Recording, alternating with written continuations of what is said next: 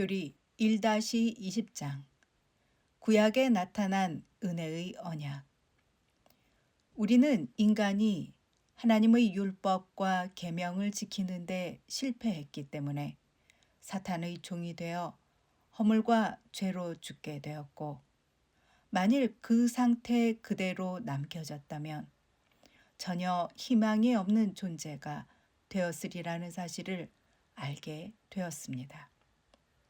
하지만 하나님은 무한하신 은혜와 사랑과 자비로 사람을 불쌍히 여기셨고 놀라운 구원의 계획을 알려주셨습니다. 하나님은 자신과 사람 사이에 맺으신 언약의 형태로 구속의 계획을 계시하셨습니다.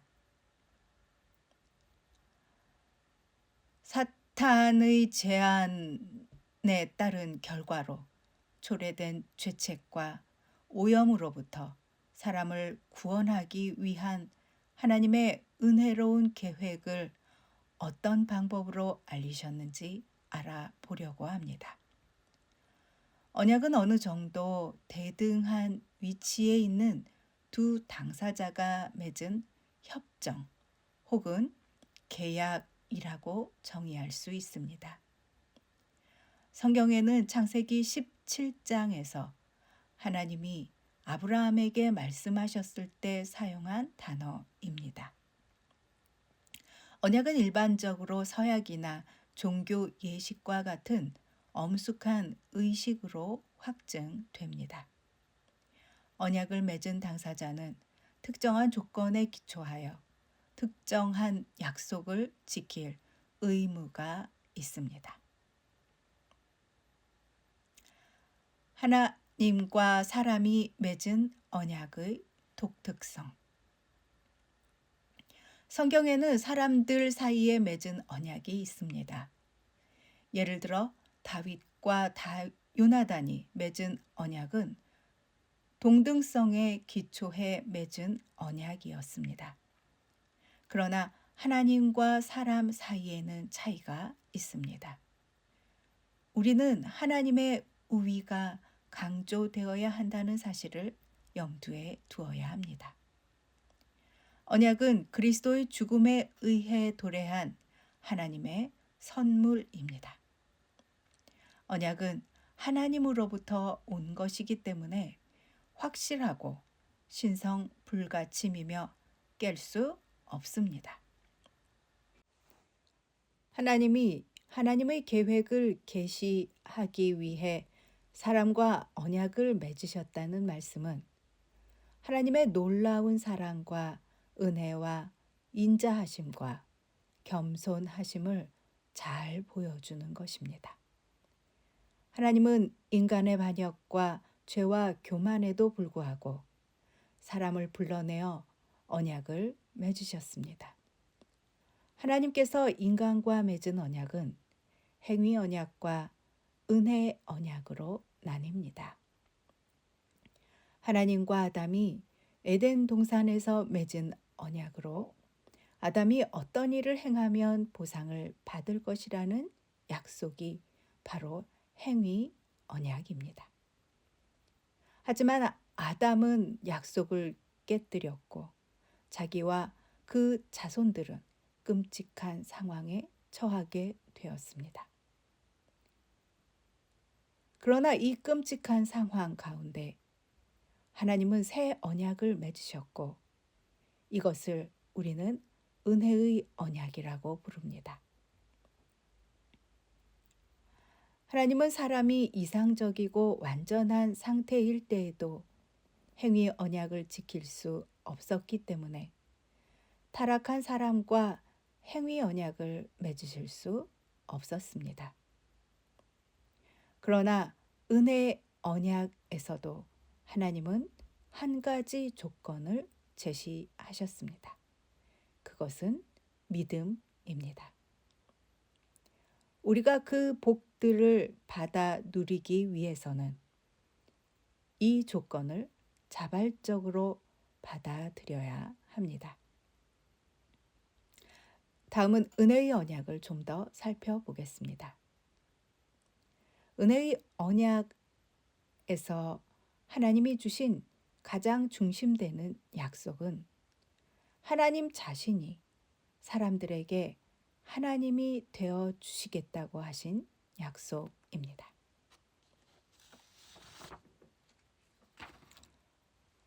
하나님은 아담의 하나님이셨으나 아담은 하나님께 대하여 죄를 짓고 타락했습니다.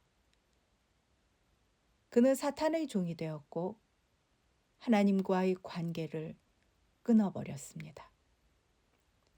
그러나 하나님이 사람을 향해 돌이키시고 은혜의 언약 가운데 계속해서 그들의 하나님이 되실 수 있는 길을 찾겠다고, 그러한 길이 있다고 보증하여 주신 일은 참으로 놀라운 일입니다. 출애굽기 6장 7절 말씀.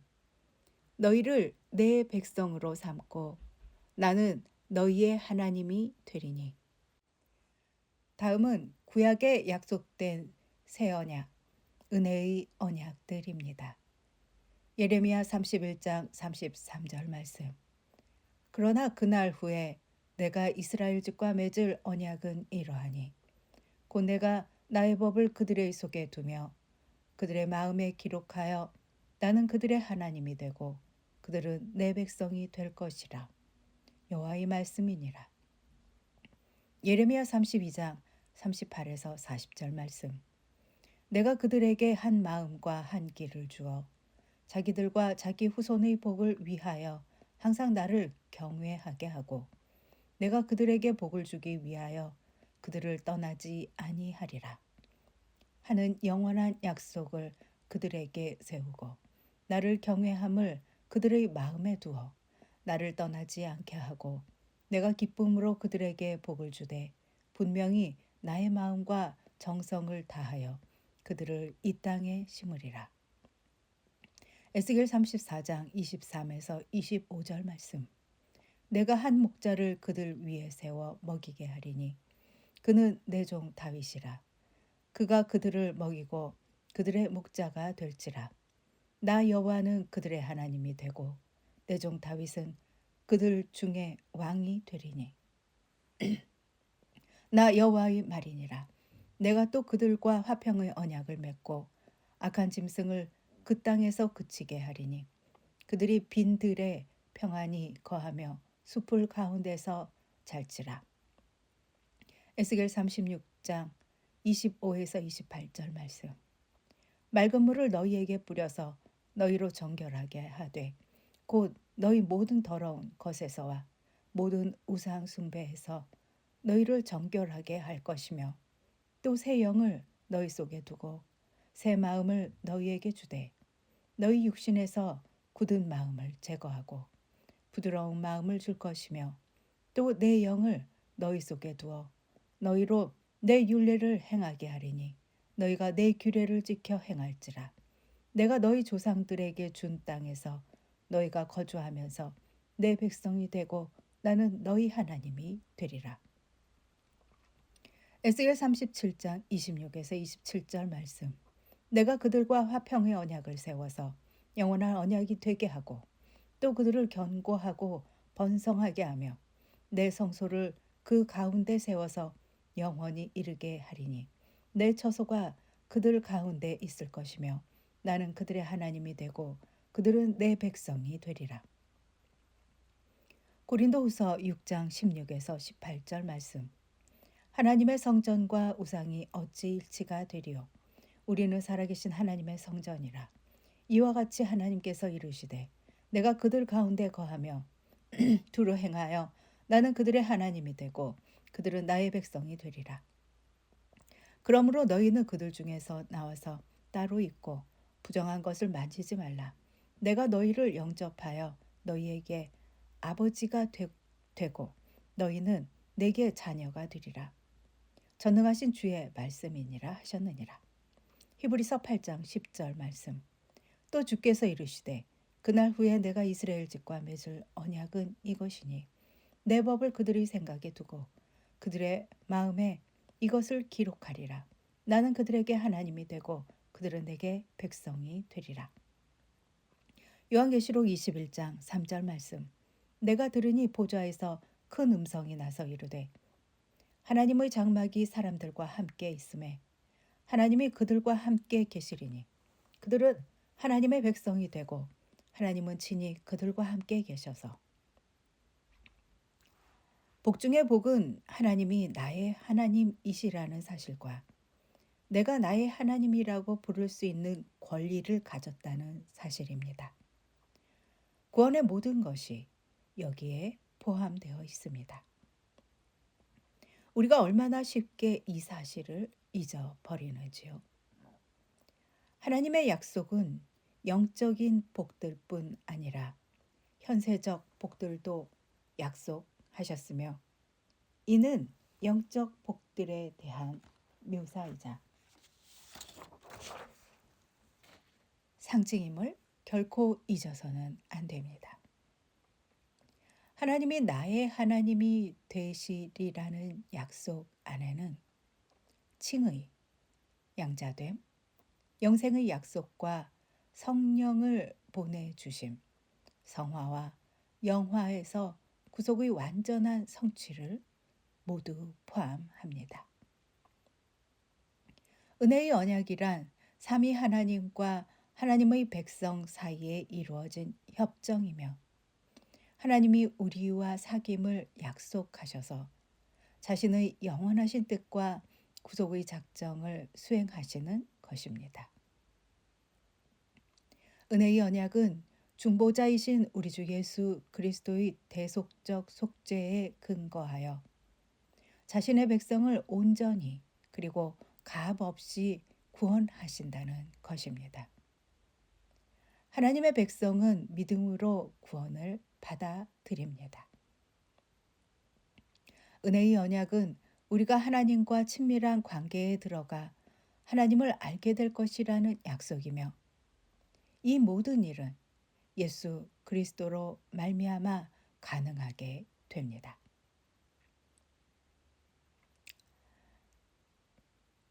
구약에 계시된 은혜의 언약.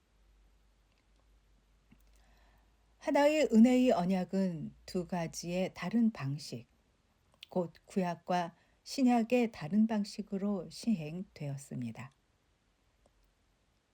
그렇다면 은혜의 언약이 옛 세대에서는 어떤 방식으로 시행되었을까요?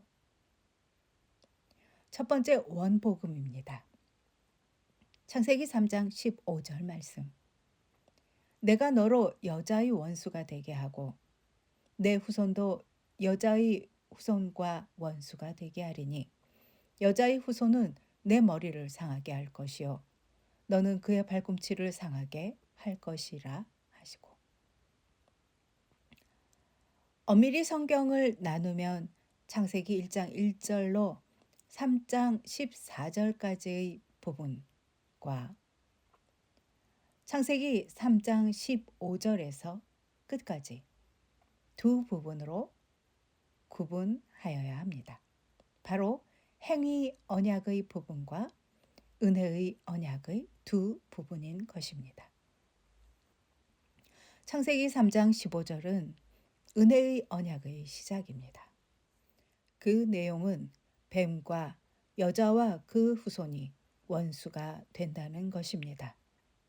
사람이 마귀의 친구이자 하나님의 원수인 동안에는 구원을 받을 수 없습니다. 하나님이 사람에게 마귀와 싸울 수 있는 능력과 은혜를 주시리라는 것입니다. 이것은 하나님이 사람 편이 되어 주시겠다는 약속이며 궁극적인 목적을 이룰 때까지 계속되며 세대를 넘어 후손에게까지의 약속입니다. 이것은 또한 확실히 승리할 것이라는 약속입니다. 뱀은 그의 머리가 상하고 멸망할 것입니다. 여기에 갈보리의 십자가가 예고되어 있는 것이 보이십니까? 여자의 후손은 우리 주 예수 그리스도이십니다. 다음은 노아와 맺은 언약입니다. 이 언약은 홍수가 끝난 후에 주어진 것으로 창세기 9장에 기록되어 있습니다.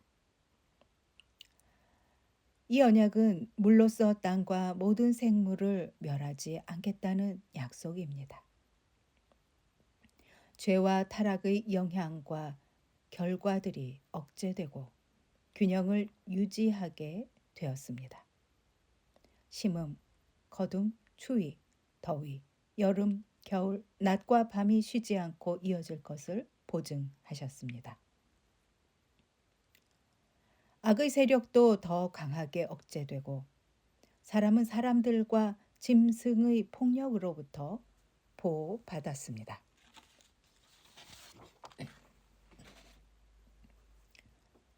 은혜와 구속이라는 궁극적인 의미에서 볼 때 노아와 맺은 언약은 새로운 언약이 아니라 일시적인 법령이었습니다. 세 번째, 아브라함과 맺은 언약입니다. 창세기 17장, 로마서 3장에서 5장, 갈라디아서 3장에 기록되었습니다. 아브라함과 맺은 언약은 구속 계획을 확실한 언약의 형태로 말씀하신 것입니다. 일종의 교회가 시작되며 하나님께 속한 사람들과 세상에 속한 사람들이 구별되었습니다. 아브라함의 믿음이 강조되었고 영적인 씨에 대한 위대한 약속이 주어집니다. 은혜의 언약이 명백하게 표현한 위대하고 분명한 최초의 약속이 아브라함과 맺은 언약입니다. 네 번째, 시내산에서 맺은 언약입니다. 출애굽기 19장에 쓰여 있습니다. 모세를 통해 언약하신 시내산 언약은 특별히 민족적 언약이었다는 사실이 강조되었으며 이때부터 교회와 민족이 하나가 되었습니다. 율법을 범한 사람은 영적인 의미에서의 형벌뿐 아니라 문자 그대로 사형에 처해졌습니다. 율법이 수여되었으며 행위 언약을 새롭게 만드신 것은 아닙니다. 은혜 언약이 상징과 모형들 가운데 전파되었고 율법의 목적은 하나님의 거룩을 보여주시는 것이며 인간이 얼마나 하나님의 영광에 이르지 못하는지를 깨닫고 그리스도께 인도되도록 하는 것임을 보여줍니다. 율법은 도덕법, 민법, 의식법으로 나눌 수 있습니다. 또한 율법은 은혜의 언약과 충돌하지 않습니다. 로마서 4장 13절 말씀. 아브라함이나 그 후손에게 세상의 상속자가 되리라고 하신 언약은 율법으로 말미암은 것이 아니요 오직 믿음의 의로 말미암은 것이니라. 갈라디아서 3장 17절 말씀. 내가 이것을 말하노니 하나님께서 미리 정하신 언약을 430년 후에 생긴 율법이 폐하지 못하고 그 약속을 헛되게 하지 못하리라. 구약 성경에서 은혜의 언약을 계시하신 방법들을 살펴보았습니다. 구약 성경은 반드시 신약 성경과 동일한 권위를 가지고 있습니다. 지금까지 우리는 위대한 은혜의 언약이 옛 세대 아래에 있던 사람들에게 실행되고 계시된 방법을 살펴보았습니다. 그리고 하나님은 새 세대에 자기 아들이시며 우리의 주님이시요 구세주이신 예수 그리스도 안에서 그리고 예수 그리스도를 통해 약속 및 그 언약 안에 포함된 모든 것들을 계시하시고 완성하시고 다시 승인하시고 성취하셨습니다. 할렐루야.